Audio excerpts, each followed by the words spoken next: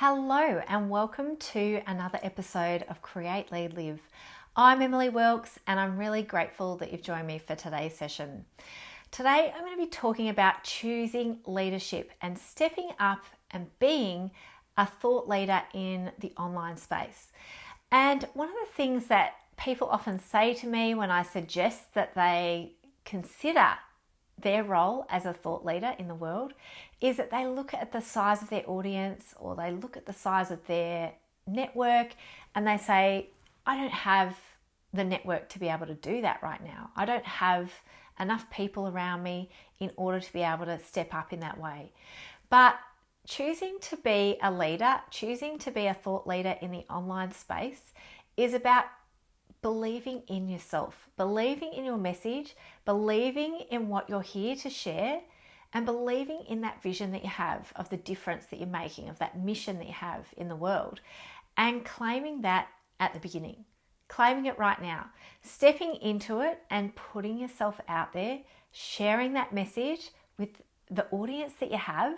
It's really like acknowledging that you already have everything you need to get started. And, one of the examples I often use of this is, back in the day when I first made the leap into senior leadership in an organizational setting. And I can remember being a couple of levels kind of back from where I ended up. And it was a big jump for me. Like it felt really overwhelming and scary to think about stepping into this higher level leadership role that I'd never acted in before. And somebody had to choose me for that position, but I also had to put myself forward for it. I actually had to say, I think I've got what it takes to do this. I believe in myself. I believe that, this role is really fully aligned with what I'm capable of, with what I know that I have uniquely to bring. So I had to choose myself first as that leader. I had to say, I think I can do this, then step forward and put myself out there in front of that, panel of people and share what I knew to be true for me, share my perspective, share my opinions, share, who I was and what I had to bring, had to sell myself in the sense that, not in a salesy way, but in selling myself, I had to actually speak to who I was and what I could offer that role. And this is what we have to do in the leadership space in the online world as well. Nobody's going to give you the job. Nobody's going to give you a title, or give you the credibility or kind of the permission to do it. It's something that you have to claim for yourself, and usually have to claim it before you're ready. And that was the thing for me in that leadership role. I hadn't done it before. I didn't know for sure that I could do it. I just believed that I could. I trusted myself that I would be able to navigate it, and it was scary, and it was daunting when I stepped into it because it was such a stretch and an expanded position from what I was used to before, but so was moving into business. It didn't feel as scary because I could play small. I could hide, in business you can do that when you're a sole entrepreneur, like a sole business owner. You can kind of hide for as long as you want and hold yourself back, and there's nobody's going to push you and make you step up.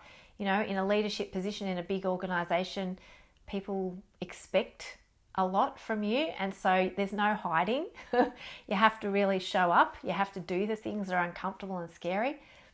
So why not do those things in our own businesses as well? Why not claim that leadership within our own business? We are the leader. We're the leader of our mission. We're the leader of our business. We're the leader of the impact that we're leaving in the world. We're the leaders of ourselves.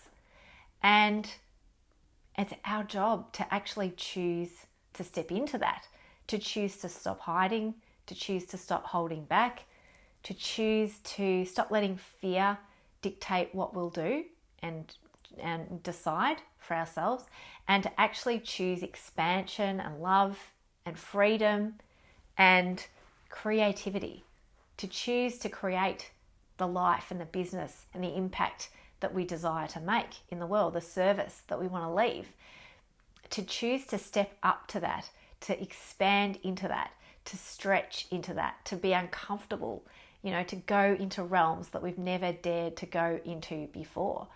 And, really this is what thought leadership is.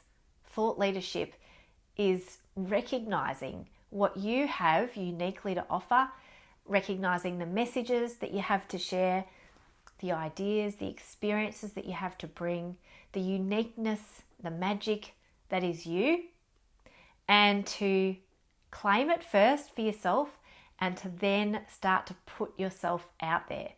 To put yourself out there, irrespective of how many people are there. And one of the beautiful things about when you're starting in this realm of thought leadership is recognizing that you don't, it's good actually to not have a huge audience to start with.